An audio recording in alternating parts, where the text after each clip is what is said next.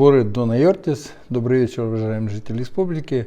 Сегодня расскажу о оказании плановой медицинской помощи, потому что это очень актуально и очень много вопросов вы мне пишете на мой телефон и задаете в соцсетях. Действительно, сегодня медицинская служба, медицинская система работает в условиях колоссальной нагрузки. Такого никогда в республике не было, да и в стране в целом. И мы понимаем, что это еще не предел, то есть еще будет нарастать суточная заболеваемость.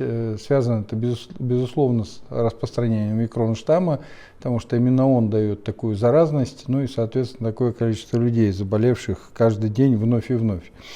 Так вот, к вопросу о том, что плановая медицинская помощь не оказывается совсем. Это не так. Действительно, мы сократили плановую медицинскую помощь там, где это возможно и где это не повлияет на жизнь и здоровье человека, для того, чтобы этих людей, этих медицинских работников просто перебросить, что называется, на фронт, на передовую. Где плановая медицинская помощь сохранена и будет сохранена? Это в первую очередь при оказании медицинской помощи при социально значимых заболеваниях, таких как туберкулез, психиатрия, онкозаболевания. Вот по онкозаболеваниям существуют прям целые фейки, такие мифы о том, что все сокращено, онкобольные у нас остались без помощи, без химиотерапии и так далее. Совершенно это неправда, вовсе не так.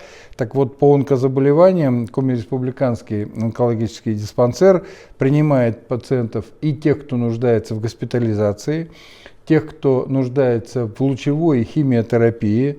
И в этом смысле онкобольные полностью выполняют и получают схемы. Вот ко мне были обращения о том, что схемы нарушены, онкобольные не принимаются на лечение, медикаменты не выдаются и не прописываются. Совершенно не так. По онкобольным вся медицинская помощь оказывается, именно, повторяю, и по химиотерапии, и по терапии, которая прописана онкобольным, в полном объеме. Далее, в республике продолжают работы стационаров для беременных и оказывается стоматологическая помощь. В ежедневном режиме, включая и выходные дни, работают структурные подразделения, оказывающие первичную медицинскую помощь пациентам с новой коронавирусной инфекцией. Кроме того, в ежедневном режиме организована работа лаборатории, которая проводится для исследования, тестирования на исследование ковид, есть или нет у человека вирус именно ковида. Вот сегодня ждем решения от федерального штаба, потому что только они могут принять решение в части дистанционную выдачу больничного листа. То есть будет определен порядок, когда пациенту в заявительном характере будет выдан больничный лист с симптомами, похожими на ОРВИ или на ковид. Но это только при легком течении, вот такая дистант такой может быть, и при течении, которое бессимптомное. Но при этом, допустим, есть положительный результат на ПЦР-исследование на ковид. Об этом отдельно расскажу, потому что это будет решение, еще раз повторяю, федерального оперативного штаба и федерального правительства. Для граждан пенсионного возраста, инвалидов первой группы, детей-инвалидов, а также граждан, страдающих хроническими заболеваниями, требующими длительного курсового лечения, рецепты на лекарственные препараты оформляют сроком на 90 дней. Это опять же для того, чтобы уменьшить необходимость приходов в поликлиники, и, соответственно, снизить уровень заболеваемости и заражения. И также в полном объеме, подчеркиваю, в полном объеме оказывается экстренная и неотложная помощь. И в этом тоже вы, уважаемые жители, должны быть уверены, потому что если потребуется экстренная помощь, неотложная, она будет оказана в полном объеме. Далее, для оказания медицинской помощи в период такого подъема, который сегодня мы переживаем, привлечены все силы и средства. Например, студенты старших курсов медицинских образовательных учреждений, в том числе ординаторы. Единственное, в зависимости от курса, или если это ординаторы, конечно, они будут работать либо консультантами колл-центров, либо помощниками врачей уже в лечении пациентов. Далее, медицинские организации республики детского звена также по возможности сохраняют многие виды плановой медицинской помощи. Понятно, что когда идет наплыв, такой наплыв и взрослых, и детей, конечно, все брошено на то, чтобы оказывать помощь именно ковидным или больным детям, в том числе с ОРВИ, признаками ОРВИ. Где приостановлены по детям, это временно приостановлены профилактические осмотры, ну, то есть там, где идет прием здоровых детей, вот это действительно сейчас остановлено для того, чтобы педиатры все-таки переключились на лечение именно больных детей. Далее, плановая вакцинация приостановлена. Именно по плану вакцинации, это не касается гриппа и ковида, но у взрослых ковида, гриппа у детей. И оказание стационарной помощи плановой за исключением экстренности, это у детей. То есть, если это экстренные показания, то, безусловно, также будет оказана стационарная медицинская помощь. Вся необходимая медицинская помощь детям с хронической патологией, гематологическими и другими заболеваниями, а также острые состояния оказываются в полном объеме.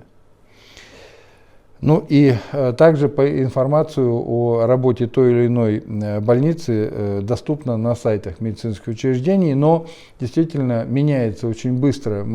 Я вот сейчас вам расскажу даже по тому, сколько мы коек уже снова закрыли под ковид, потому что, несмотря на то, что говорилось о том, что омикрон течет легко, на самом деле мы не можем с этим полностью согласиться, и дальше я об этом расскажу вот по эпид-обстановке.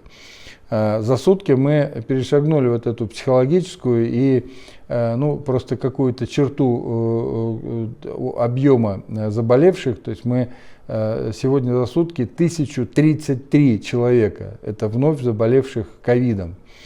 Конечно, это, вот я еще раз говорю, такая черта, которую, в общем, все понимали, что это очень большой объем, и что 1000 ежесуточно, это, в общем, понятно, что приводит к тому, что, вот я сказал выше, конечно, часть плановой медицинской помощи переходит вот на работу с ковидом. При том, что вчера это было 891 случай, вот вы видите, мы прирастаем уже там, по 200 случаев практически в сутки. Конечно, основное это в городах, и Сыктывкар, и Ухта, но не могу сказать и в целом по республике, и в муниципалитетах тоже идет рост, и поэтому мы действительно развернули дополнительные койки, сделали это сразу дополнительно на 306 коек. У нас на сегодняшний день развернуто 1592 койки именно по тем муниципалитетам, где идет рост. А это, безусловно, Сыктывкар, Коми-республиканская больница, республиканская инфекционная больница, и кроме этого Воркута, Печора, Усинск, Усть-Вымский район, Инта, Прилузье. При этом занятые койки тоже нарастают. Сегодня 1177 человек госпитализировано, при том, что вчера еще было 1091. То есть идет рост, вот то, о чем я сказал, что, к сожалению, не можем мы подтвердить, что омикрон течет легко и не требует стационарной нагрузки. Требует. Снова и снова хочу акцентировать ваше внимание на том, что из 1033 человек, вновь заболевших ковидом, вакцинированных только 15 человек.